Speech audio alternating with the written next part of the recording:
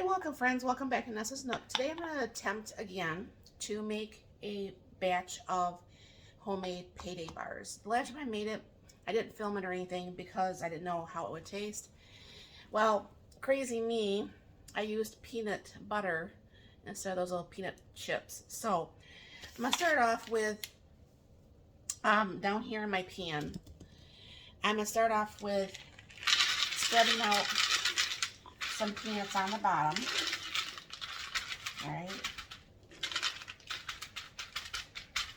And you're supposed to use a total of 24 ounces of peanuts. Alright. And I think I'm using a little bit bigger pan than she did, so I'm not going to put as many on the bottom. And what I'm going to do is I'm going to bring you over here to the stove and get things done. Alright, in the pan here, I have 3 tablespoons of butter that's actually getting melted. And with this butter, I am going to include 2 cups of marshmallows, and I'm going to include 12 ounces of like those peanut butter. It's like chocolate chips, but it's actually peanut butter. And there'll be 14 ounces, which is 1 can of sweetened condensed milk. Now, if you guys watched my caramel videos, you will see that I actually had made my own caramel, and I'll tag this, the caramel video at the end of this so you can see how it was made. And what you're going to do is you're going to melt this together, and when everything is melted, like the chips and the marshmallows, you're going to add a little bit of salt, and then you're going to spread it over the peanuts in there, and then you will go ahead and put a little bit more peanuts up on the top, add a little bit of salt, and then you put it in the refrigerator, get it cold, and you will, at that time, you will, cut that up into the sizes of the candy bar that you want. Now, like I said, I did make this before, and for whatever reason, I swore I had red peanut butter, not peanut chips. And yes, it does make a difference. I mean, did it taste good? I think it still tasted good. I mean, it was very incredibly messy. But what I did is I wrapped it up in parchment paper, and I wrapped it up in parchment paper, and then I just kept it in the freezer. And whenever I wanted one, it was somewhat frozen, so it was a little bit easier to handle eating. Because once it got warm, it kind of got really super messy. So this is going to take a couple minutes to melt. I mean, the chips are melted. It's just the marshmallow is going to take a couple minutes. So I'm going to bring you back once those are done, and I'll show you the next steps.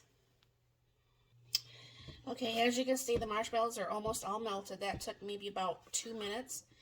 Now, I did turn down the heat a little bit because it seemed like it was not necessarily scorching the bottom, but you could tell that it was getting toasty. And I'm going to go ahead and throw in a little bit of salt. And I'm just going to go ahead and use sea salt.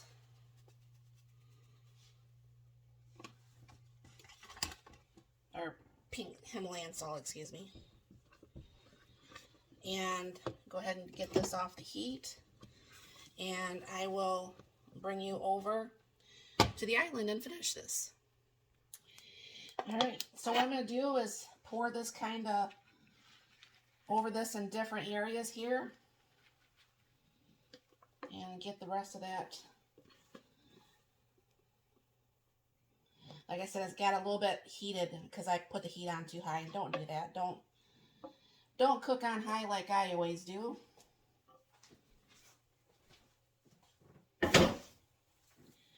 Spread this out a little bit.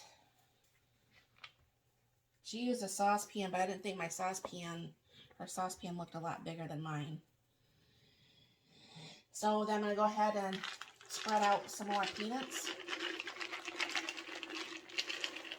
Now this can here is only a 16 ounce, so that means There's going to be still quite a few that needs to come from this other can here.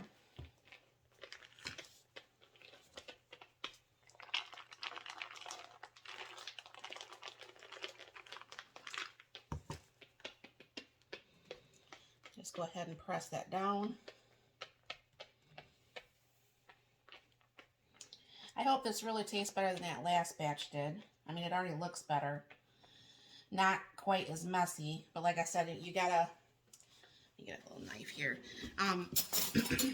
You have to make this cold and stuff before you can go ahead and try to cut it and stuff. So I'll be letting that set in the refrigerator for a couple hours tonight, and I'll come back and I will get this cut and I'll show you what the finished product looks like.